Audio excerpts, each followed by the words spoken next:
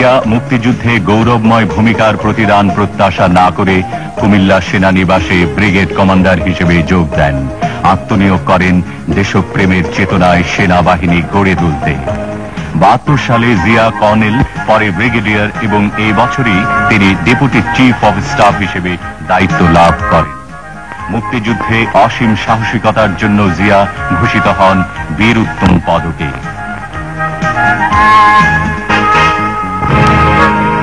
সদ্য স্বাধীনতা প্রাপ্ত দেশে দেখা দেয় করুণ দুর্ভিক্ষ। স্বাধীন জাতি হিসেবে অতৃপ্ত বাংলাদেশে 75 সালের 15 অগস্ট তদানীন্তন রাষ্ট্রপতি শেখ মুজিবুর রহমান সপরিবারে নিহত হন। খন্দকার মোস্তাককে দেখা যায় রাষ্ট্রপতি পদে।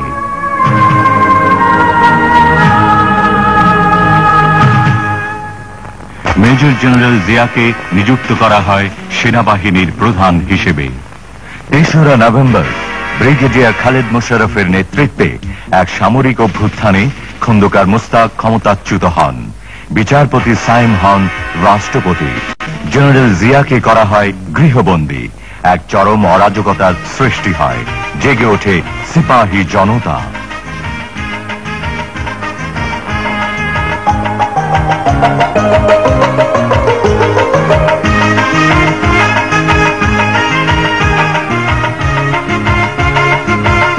মুক্তিযোদ্ধা জিয়া তখন বের হয়ে আসেন সাময়িক অবরোধ চূর্ণ করে 75-এর 7ই নভেম্বর। সিপাহী জনতার ডাকে ও সারা দেশের আহ্বানে আবারও উচ্চারিত হল 71-এর সেই অকুতভয় অনলবর্ষী কণ্ঠ, আমি জিয়া বলছি।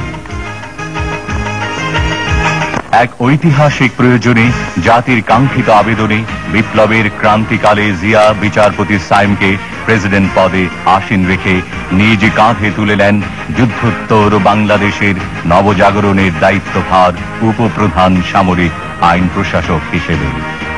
সমগ্র জাতির উন্নয়ন প্রত্যাশী জিয়া দেখা দিলেন অরাজকতার অন্ধকারে অগ্রগতির নতুন সূর্য হিসেবে।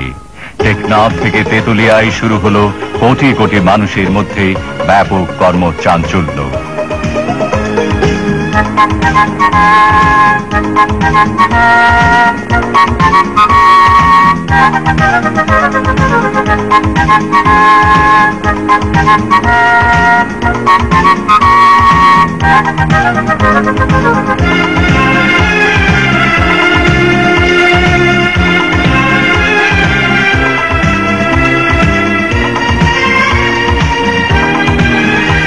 দেশের আর্থ-সামাজিক কাঠামোকে ধ্বংসের হাত থেকে রক্ষার জন্য জিয়া কঠোর প্রশাসক হিসেবে আদেশ দিলেন, চোরাচালানের সর্বোচ্চ শাস্তি মৃত্যু, শিশু অপহরণের শাস্তি প্রাণদণ্ড, পাটে আগুন দিলে মৃত্যুদণ্ড, সর্বনাশা যৌতুক নেওয়া চলবে না, প্রশ্নপত্র ফাঁস করলে 4 বছরের জেল।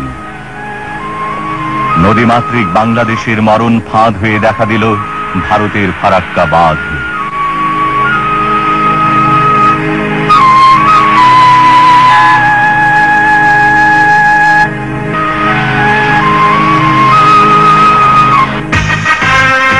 মাওলানা ভাসানী বিক্ষুব্ধ জনতার পক্ষে প্রতিবাদে হন সোচ্চার। প্রচন্ড পরিশ্রমে ক্লান্ত মাওলানা ভাসানী আকস্মিকভাবে অসুস্থ হয়ে পরলোক গমন করেন। জিয়াকে লক্ষ্য করে একবার তিনি বলেছিলেন, দুর্নীতি ও স্বজন প্রীতিমুক্ত এত কঠোর রাষ্ট্রনায়ক তিনি আর দেখেননি।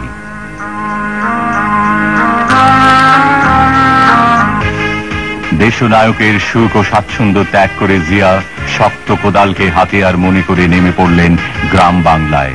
খাল কেটে তিনি অনাবাদী জমিকে আবাদী, 1 ফসলা জমিকে 3 ফসলা ও বহুমুখী সেচ ব্যবস্থা প্রবর্তন করে এক ঐতিহাসিক সবুজ বিপ্লব উপহার দিতে চাইলেন তার জীবন মরণের বাংলাদেশকে।